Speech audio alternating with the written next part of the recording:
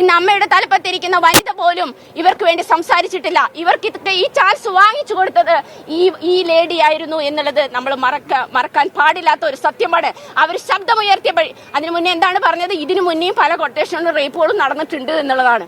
അപ്പൊ എല്ലാവരും മൗനം പാലിച്ചെടുത്ത് ഇവിടുത്തെ അതിജീവത ശക്തമായി മുന്നോട്ട് വന്ന ഒരു വനിതയാണ്, വ്യക്തിത്വമുള്ള ഒരു വനിതയാണ്, സ്ത്രീത്വമുള്ള ഒരു വനിതയാണ്. ആ വനിതയാണ് ഇന്ന് അവരുടെ ഇമോഷണലാണ്, അവരുടെ ഡിഗ്നിറ്റിയാണ് ഇന്ന് ഈ വിധി വാദിച്ചിരിക്കുന്നത്. ഇനി ഇങ്ങനെ ഒരു വിധി വരാതിരിക്കട്ടെ ഈ ഭൂമിയിലെന്ന് ഞാൻ പ്രാർത്ഥിക്കുന്നു.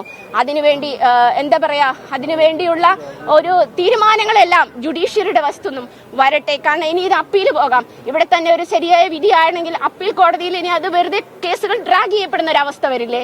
ഇപ്പം നേരത്തെ ജനങ്ങളുടെ ഇമോഷൻ അനുസരിച്ച് കോടതിക്ക് വിധി പറയാൻ പാടില്ല എന്ന് പറയുമ്പോൾ അതിനകത്ത് മറുവശമുണ്ട്. തെറ്റായ വിധികളിൽ അപ്പീൽ പോകുമ്പോൾ ഹയർ കോടതികളിൽ സമയം ഡ്രാഗ് ചെയ്യപ്പെടും. ആ പ്രതിയാണെന്ന് കണ്ടുപിടിക്കുമ്പോൾ ആ പ്രതിയാണ് എന്ന് ഹയർ കോടതി, ഹൈക്കോടതി പോലെയുള്ള കോടതികൾ ശിക്ഷിക്കപ്പെടുമ്പോൾ അവിടെ കീഴ്ക്കോടതിയിൽ കളഞ്ഞ സമയവും അവിടെ ഉണ്ടായ അവർക്കുണ്ടായ മാനനഷ്ടവും ആര് സഹിക്കും? ഇനി വീണ്ടും ഡ്രാഗ് ചെയ്യപ്പെടില്ലേ കേസ്? സുപ്രീം കോടതി വരെ നിങ്ങൾക്ക് പോകാമെന്നുള്ളതല്ലേ? അപ്പൊ വൈകി എത്തുന്ന നീതി എപ്പോഴും നീതി നിഷേധമാണ്.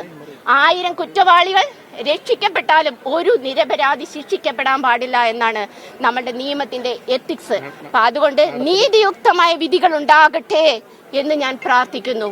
അതിനുവേണ്ടി സമയമെടുക്കുന്നുണ്ടെങ്കിൽ കോടതി പ്രതി ശിക്ഷിക്കുക തന്നെ വേണം എന്ന് തന്നെയാണ് എനിക്ക് പ്രാർത്ഥനയുള്ളത്.